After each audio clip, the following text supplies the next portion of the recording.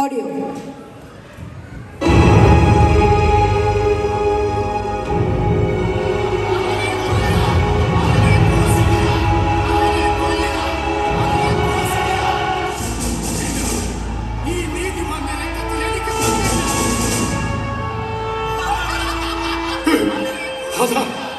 അവരവനെ കൊല്ലാൻ വിധിച്ചിരിക്കുന്നു. എന്റെ ജോസഫിന്റെ മകനെ അവരെ കുരിശുമരണത്തിന് വിധിച്ചിരിക്കുന്നു.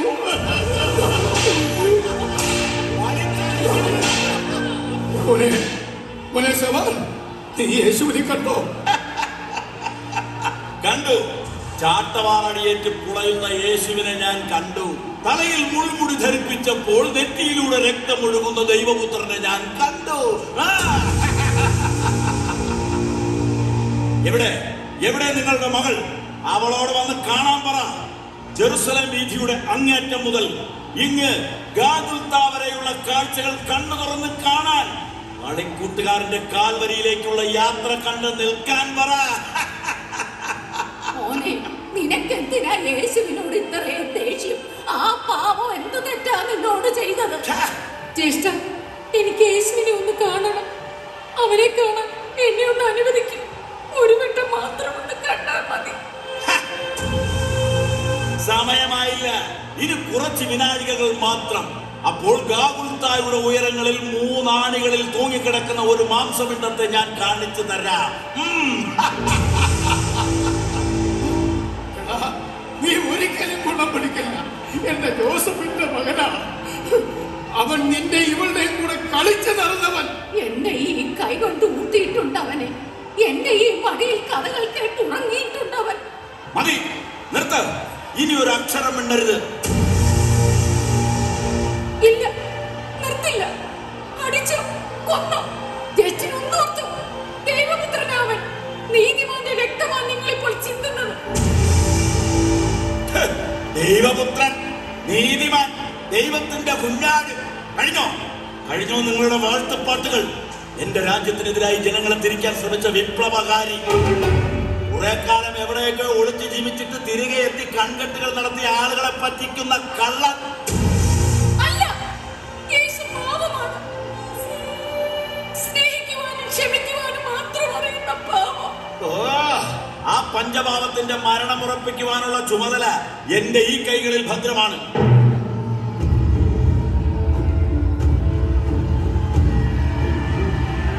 സബാൻ, ആ നാശം പിടിച്ചവൻ ഗാഗുൽത്ത വരയിൽ എത്തുന്ന കാര്യം സംശയമാണ്. ഇങ്ങനെ പോയാൽ അവനെ നമുക്ക് ജീവനോടെ കുരിശിൽ തറക്കാൻ കഴിയില്ല. അരുത്! എങ്ങനെയും നമുക്ക് അവനെ കുരിശിലേറ്റണം. പോയി കുരിശ് ചുമക്കാൻ ആരെങ്കിലും കണ്ടുപിടിക്ക. അധികാരവർഗത്തെ സന്തോഷിപ്പിക്കാനും നിനക്ക് സ്ഥാനമാനങ്ങൾ ഉറപ്പിക്കുവാനും വേണ്ടി ഈ ചെയ്യുന്നത് ക്രൂരതയാണ് സബാൻ. ഒരു പാവം. അവനെ ഓർത്ത് കരയുന്ന നിങ്ങൾ ഒന്നുകൂടി അറിഞ്ഞോളൂ. അവൻ ചുമക്കുന്ന ഭാരമേറിയ കുരിശ് ആരുണ്ടാക്കിയതാണെന്ന് അറിയാമോ? നിങ്ങൾ അവസാനം ഉണ്ടാക്കിയ ആ കുരിശ് ഞാൻ മാറ്റിവെച്ചത് എന്തിനു വേണ്ടിയാണെന്ന് മനസ്സിലായോ ഇപ്പോൾ? മഹാഭാവി ബറാബാസിനെ പോലെയുള്ള കൊടും കുറ്റവാളികളെ കഴിവേറ്റാൻ ഞാൻ പണിതു കൊടുത്ത കുരിശ് എന്റെ ജോസഫിന്റെ മോൻ. ആ മഹാഭാവം ഈ എന്റെ കൈ കൊണ്ടായല്ലോ ദൈവമേ. കരഞ്ഞു തീർക്കേണ്ടതല്ല, കരയാൻ ഇനിയും കഥകൾ ബാക്കി. യഹൂദ ജനത്തിന്റെ മുഴുവൻ പകയും നിറച്ച് ആ ഇടനെഞ്ചിൽ എന്റെ കുന്തം കുത്തിയിറക്കാൻ ഞാൻ യാത്രയാകുന്നു. രക്തത്തിൽ കുളിച്ച് മുട്ടിലിഴഞ്ഞ് അവൻ കാൽവരിയിലെത്തുമ്പോൾ ഞാൻ ഉണ്ടാവണം അവിടെ. അതെ, അമ്മേ, എനിക്കൊന്ന് പോണം. യേശുവിനെ എനിക്കൊന്ന് കാണണം. സബാൻ അറിഞ്ഞാൽ ജീവൻ മറന്ന് സ്നേഹിക്കാൻ അവൻ നിന്റെ ആരാ മോളെ? എന്റെ മോളെല്ലാം മറക്ക്. ഒരു തരത്തിൽ അവൻ എന്റെ ആരുമല്ല, മറ്റൊരു തരത്തിൽ അവൻ എന്റെ എല്ലാമായിരുന്നു. ഓർമ്മ വെച്ച കാലം മുതൽ അവന്റെ നിഴലായി ഈ ഞാനുണ്ടായിരുന്നു. അവന്റെ സന്തോഷങ്ങളിൽ സങ്കടങ്ങളിലെല്ലാം എന്തും പങ്കുവെക്കുവാൻ അവൻ ഓടി എത്തുമായിരുന്നു. ആർക്കും കൊടുക്കാത്ത സമ്മാനങ്ങൾ ഈ കൂട്ടുകാരിക്ക് വേണ്ടി അവൻ മാറ്റിവെച്ചു. അവന്റെ കൈകൊണ്ടുണ്ടാക്കിയ കളിപ്പാട്ടങ്ങൾ അവൻ എനിക്കായി നൽകി. അവന്റെ ഓരോ ചിരിയിലും കടലോളം കരുതലുണ്ടായിരുന്നു. ഒരു നോക്കിൽ അലയടിക്കുന്ന വാത്സല്യമുണ്ടായിരുന്നു. അന്നും അതൊന്നും ജ്യേഷ്ഠന് ഇഷ്ടമല്ലായിരുന്നു. എല്ലാവരും യേശുവിനെ പറ്റി നല്ലത് പറഞ്ഞത് കേട്ടപ്പോൾ ആ പകയുടെ ആഴം കൂടി. തിരക്കിട്ടുമ്പോഴൊക്കെ അവനെ ഉപദ്രവിക്കാൻ ജ്യേഷ്ഠൻ മറന്നില്ല.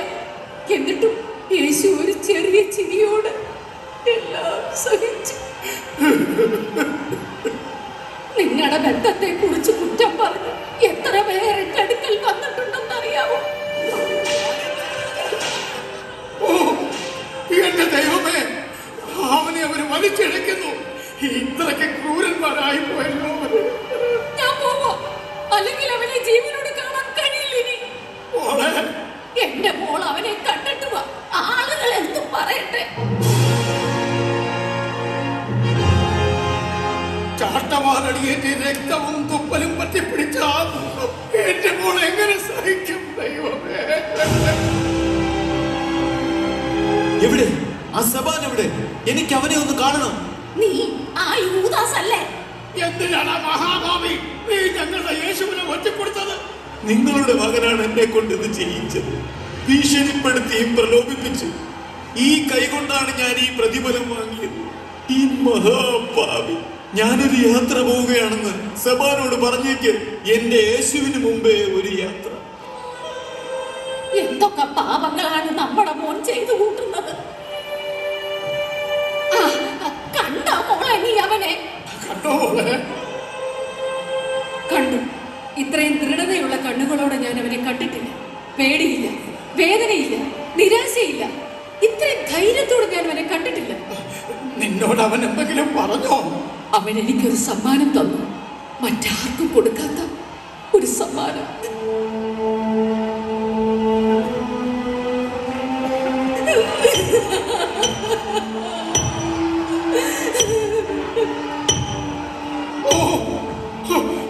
അവരവനെ കുരിശിലേറ്റ് കഴിഞ്ഞു. കൈകാലുകളിൽ ആടി അടിച്ചടിച്ച് കയറ്റുകയാണ്. ഒന്നും കേൾക്കണ്ട, ഒന്നും കാണണ്ട. ദൈവമേ, എങ്ങും അന്ധകാരമായല്ലോ.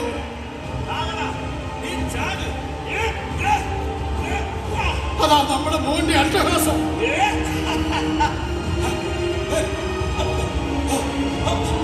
അയ്യോ, എന്റെ കണ്ണ്, എന്റെ കാഴ്ച.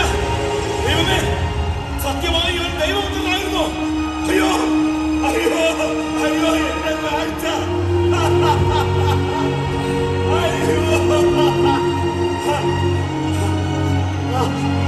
മക്കളെ,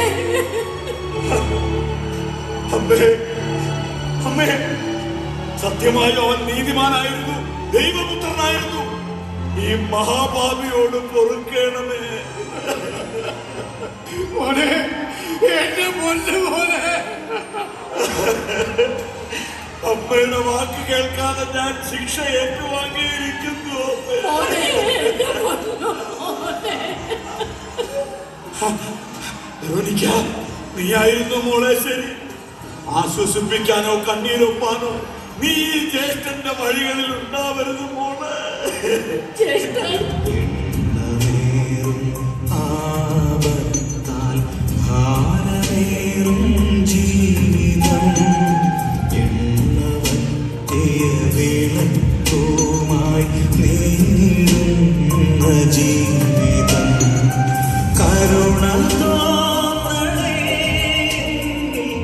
അലിവു തോന്നണേ. പാപിയാണു ഞാൻ, പാപിയാണു ഞാൻ.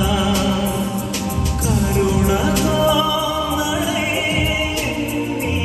അലിവു തോന്നണേ. പാപിയാണു ഞാൻ,